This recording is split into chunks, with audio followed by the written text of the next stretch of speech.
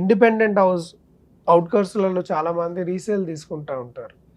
So resale తీసుకుంటున్నప్పుడు independent హౌస్లో చూడాల్సింది ఏంటంటే ఆ మెయింటెనెన్స్ ఇష్యూస్ ఏమున్నాయి, అంటే ఆ ఏరియాకి రోడ్ కనెక్టివిటీ కానీ డ్రైనేజ్ ఇష్యూస్ కానీ ఎలాంటివి ఉన్నాయి, సో నియర్ బై గ్రోత్ ఏముంది, ఫెసిలిటీస్ ఏమున్నాయి, ఆఫీస్కిను హౌస్కి డిస్టెన్స్ ఎంత ఉంది, మీరు లేదా మీరు ఓన్ బిజినెస్ చేస్తుంటే ఆ బిజినెస్ చేస్తున్న ప్లేస్కి మీరు తీసుకోవాలనుకుంటున్న ఇండిపెండెంట్ హౌస్కి ఏముంది, లేదు ఇప్పుడు మెయిన్గా నా పాయింట్ ఆఫ్ వ్యూలో అయినా నాలాగా ఆలోచించే వాళ్ళైనా మేము చేసింది ఏంటంటే ఓఆర్ఆర్కి దగ్గరలో ఉండేటట్టు ఇండిపెండెంట్ హౌసెస్ తీసుకున్నాం. సో దట్ కనెక్టివిటీ అనేది ఈజీ అయిపోతుంది, దేనికైనా ఓఆర్ఆర్ త్రూగా వెళ్ళిపోవచ్చు అనేది.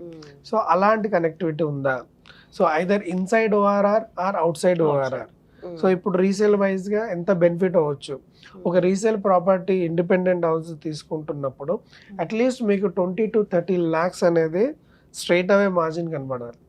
సో 1.5 crore ప్రాపర్టీ తీసుకుంటున్నాం అనుకుంటే ఎగ్జాక్ట్లీ అదే న్యూగా వెళ్తే దాని న్యూ అంటే ఏదైతే నియర్ బై ఏరియాలో కన్స్ట్రక్ట్ అవుతున్న దగ్గర ప్రైస్ కనుకుంటే ఒక 2 CR ఉంది అనుకోండి, అప్పుడు మీరు 1.6 CR దాంతో ఇండిపెండెంట్కి వెళ్ళిపోవచ్చు.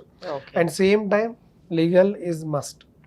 సో ఆ ప్రాపర్టీ ఓనర్స్ ఎవరు, దాని తర్వాత కాంప్లికేషన్స్ ఏం రావచ్చు, ఆ ఓనర్ జాయింట్ ఓనరా లేకపోతే సింగిల్ ఓనరా, ఆ ట్రాన్స్ఫర్ ఎలా జరిగింది, తనకున్న బ్యాంక్ ఏదైతే బ్యాంక్ నుంచి లోన్ కనుక తీసుకొని ఉంటే ఎంత డ్యూ ఉంది, ఆ డ్యూస్ అన్ని క్లియర్ అవుతున్నాయా లేదా, సో సేమ్ బ్యాంక్ నుంచి కొంటున్న బయ్యర్కి లోన్ ఫెసిలిటీ ఉందా లేదా, సో దట్ ట్రాన్స్ఫర్ అనేది ఈజీ అవుతుంది.